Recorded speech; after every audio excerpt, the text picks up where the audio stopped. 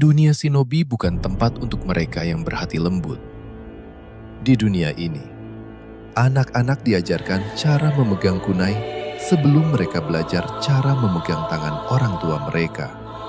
Dan di tengah mesin perang bernama Konohagakure, ada seorang bocah yang lahir dengan beban nama Uchiha, namun tanpa bakat yang menyertainya. Namanya Uchiha Obito. Kita sering melihatnya sebagai badut kelas, seseorang yang selalu terlambat karena alasan klise seperti membantu nenek-nenek. Tapi perhatikan lebih detail, Pak. Obito adalah satu-satunya Uchiha yang tidak terinfeksi oleh kutukan kebencian klannya di masa muda. Dia adalah anomali. Dia mencintai dunia ini dengan cara yang sangat murni. Kacamata pelindungnya bukan sekedar aksesori. Itu adalah tameng agar debu dunia tidak mengotori matanya yang penuh harapan. Obito adalah Naruto yang lahir di generasi yang salah. Generasi yang tidak mengenal pengampunan. Mari kita bedah peristiwa di Jembatan Kanabi secara mikro. Obito, Kakashi, dan Rin. Sebuah tim yang pincang. Kakashi adalah jenius yang terikat aturan karena trauma ayahnya. Sementara Obito adalah pecundang yang mengutamakan hati. Saat Rin diculik, terjadilah benturan ideologi paling ikonik. Di momen inilah Obito mengucapkan kalimat yang akan mengubah jalan hidup Kakashi selamanya. Ninja yang melanggar aturan adalah sampah. Tapi mereka yang meninggalkan temannya lebih buruk dari sampah. Di momen itu, Obito bukan lagi pecundang. Dia bangkit, membangkitkan Sharingan-nya dan bertarung bukan untuk kejayaan klan, tapi untuk senyum seorang gadis. Dan kemudian, tragedi itu datang. Bebatuan runtuh. Separuh tubuh Obito hancur. Bayangkan rasa sakitnya, Pak. Bukan cuma rasa sakit fisik, tapi rasa sakit karena tahu dia baru saja mulai diakui oleh Kakashi. Dia memberikan matanya sebagai hadiah. Itu bukan sekedar transplantasi organ. Itu adalah penyerahan tongkat estafet mimpi. Obito mati sebagai pahlawan, meninggalkan warisan cahaya bagi sahabatnya.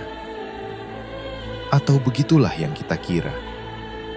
Obito terbangun di tempat yang lebih buruk dari kematian. Di bawah kaki Uchiha Madara yang sudah rentah. Madara melihat Obito bukan sebagai manusia, tapi sebagai tanah liat yang siap dibentuk. Madara tidak memberikan kasih sayang. Dia memberikan rehabilitasi yang menyiksa. Selama berbulan-bulan, Obito berlatih dengan sel Hashirama di tubuhnya. Satu-satunya hal yang membuatnya tidak gila adalah bayangan Rin dan Kakashi. Dia ingin pulang. Dia ingin kembali ke cahaya. Tapi Madara adalah sutradara yang kejam. Dia membiarkan Obito melarikan diri tepat di saat skenario neraka sudah disiapkan. Obito berlari, jantungnya berdegup kencang. Dia pikir dia akan menyelamatkan teman-temannya. Padahal dia sedang berlari menuju kehancuran jiwanya sendiri. Sampailah kita pada momen paling traumatis. Obito sampai di medan tempur hanya untuk melihat tangan Kakashi menembus dada Rin.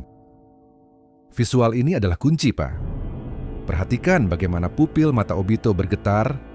Sharingan-nya berevolusi menjadi Mangekyo, bukan karena dia ingin kekuatan, tapi karena otaknya tidak sanggup lagi memproses realitas. Pembantaian yang terjadi setelahnya bukan sekadar aksi ninja. Itu adalah tarian iblis. Obito membantai seluruh pasukan Kirigakure dengan teknik Mokuton yang tumbuh dari kemarahannya. Dia tidak hanya membunuh mereka, dia menghancurkan mereka. Dan saat semua sudah sunyi, di bawah hujan darah, dia memeluk mayat Rin yang dingin. Di detik itulah, Obito membuat kesimpulan final. Jika dunia ini membiarkan hal seperti ini terjadi, maka dunia ini adalah kepalsuan. Dia kembali ke Madara, bukan sebagai murid, tapi sebagai utusan kehancuran. Dia melepaskan namanya. Dia melepaskan kemanusiaannya. Dia menerima rencana Mugen Tsukuyomi bukan karena dia ingin berkuasa, tapi karena dia ingin menciptakan dunia di mana tidak ada lagi perpisahan. Tahun-tahun berikutnya, Obito menjadi hantu.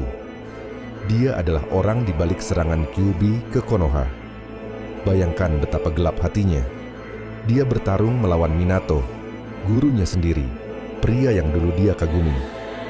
Dia menatap mata gurunya tanpa rasa bersalah.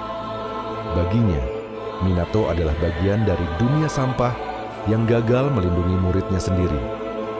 Dia membangun Akatsuki dari balik bayangan. Dia memanipulasi Nagato dengan memanfaatkan rasa sakit yang sama. Obito adalah arsitek penderitaan. Dia memakai topeng Tobi untuk mengejek dunia, berpura-pura menjadi orang bodoh karena dia menganggap seluruh kehidupan ini adalah lelucon yang tidak lucu. Setiap langkah yang dia ambil, mulai dari pembantaian klan Uchiha bersama Itachi hingga deklarasi Perang Dunia Shinobi keempat, hanya memiliki satu tujuan: menghentikan waktu agar mimpi abadi bisa dimulai. Perang Dunia Shinobi keempat adalah panggung terakhirnya. Saat topengnya pecah oleh serangan Naruto, dunia terkejut. Pahlawan yang sudah lama mati ternyata adalah monster yang menyebabkan perang. Tapi perhatikan interaksinya dengan Naruto. Obito terus-menerus mencoba mematahkan semangat Naruto. Kenapa? Karena di dalam lubuk hatinya, dia ingin Naruto menang. Obito ingin dibuktikan salah. Dia ingin Naruto menunjukkan bahwa ada jalan lain selain melarikan diri ke dalam mimpi. Di dimensi Kamui, saat dia bertarung melawan Kakashi, itu bukan sekadar duel fisik. Itu adalah sesi terapi berdarah. Kakashi mencoba mengembalikan Obito yang lama, sementara Obito mencoba membunuh bagian dari dirinya yang masih mencintai Konoha. Pada akhirnya, Naruto berhasil menarik Obito keluar dari kegelapan dengan mengingatkannya siapa dia sebenarnya. Seorang bocah yang ingin menjadi Hokage. Penebusan Obito sangat singkat, namun sangat padat. Dia kehilangan segalanya, kekuatan Jinchurikinya, matanya, dan akhirnya nyawanya. Tapi dia mati dengan cara yang sama, seperti dia mati pertama kali. Menyelamatkan teman-temannya. Dia menjadi tameng bagi Kakashi dan Naruto. Detik-detik terakhirnya saat menjadi abu adalah momen paling dramatis.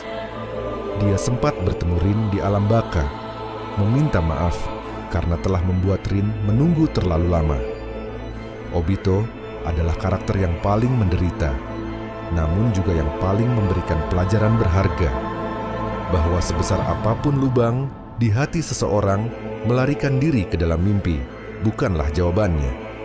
Uchiha Obito pergi bukan sebagai penjahat perang, tapi sebagai pria yang akhirnya menemukan jalan pulang setelah tersesat di neraka selama puluhan tahun. Dia adalah pengingat bahwa pahlawan dan monster hanyalah dua sisi dari koin yang sama, yang dipisahkan oleh satu hari yang buruk. Pak, Obito adalah bukti bahwa cinta adalah emosi paling berbahaya di dunia ninja. Dia bisa menciptakan cahaya, tapi juga bisa membakar seluruh dunia. Menurut kalian, apakah Madara adalah penjahat yang sesungguhnya, ataukah sistem dunia ninja itu sendiri yang menciptakan monster seperti Obito? Tulis teori mendalam kalian di kolom komentar. Jangan lupa like, karena naskah ini dibuat dengan air mata.